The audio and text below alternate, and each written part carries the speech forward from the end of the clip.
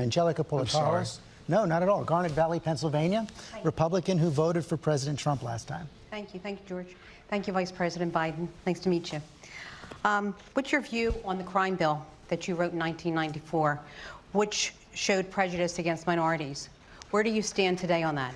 Well, first of all, things have changed drastically. That crime bill, when it voted, the Black Caucus voted for it. Every black mayor supported it across the board. And it didn't. The crime bill itself did not have mandatory sentences except for two things.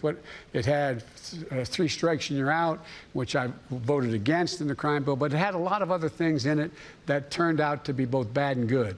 I wrote the Violence Against Women Act. That was part of it, the assault weapons ban and other things that were good. What I was against was giving states more money for prison systems that they could build, state prison systems. And you have 93 out of every 100 people in jail now is in a state prison, not in a federal prison, because they built more prisons. I also wrote into that bill a thing called drug courts. I don't believe anybody should be going to jail for drug use. They should be going into mandatory rehabilitation. We should be building rehab centers to have these people housed.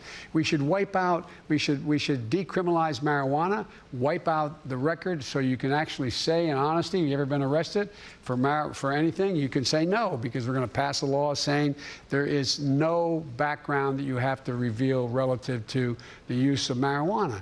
And so there's a lot of things, but in addition to that, we got to change the system.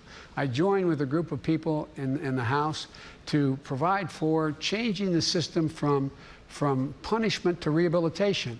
Along with a guy named Arlen Specter, who you may remember, I wrote the Second Chance Act. But in the meantime, an awful lot of people were jailed for minor drug crimes after the Exactly time. right. Was it a mistake to support it? Yes, it was. But here's where the mistake came.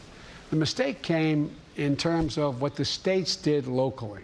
What we did federally, we said it was, and you remember, George, it was all about the same time for the same crime. What I had done as chairman of the Judiciary Committee, took the 10 circuit courts of appeals, took some really brilliant lawyers working for me in Judiciary. We did a study, and we determined what happens if, for the first, second, third offense, for any crime in the criminal justice system, at the federal level, if you're a black man, it's the first time you committed robbery, how long would you go to jail on average? If you're a white man, how long? Black man would go to jail on average 13 years, white man 2 years.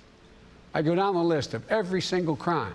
So we set up a sentencing commission. We didn't set the time.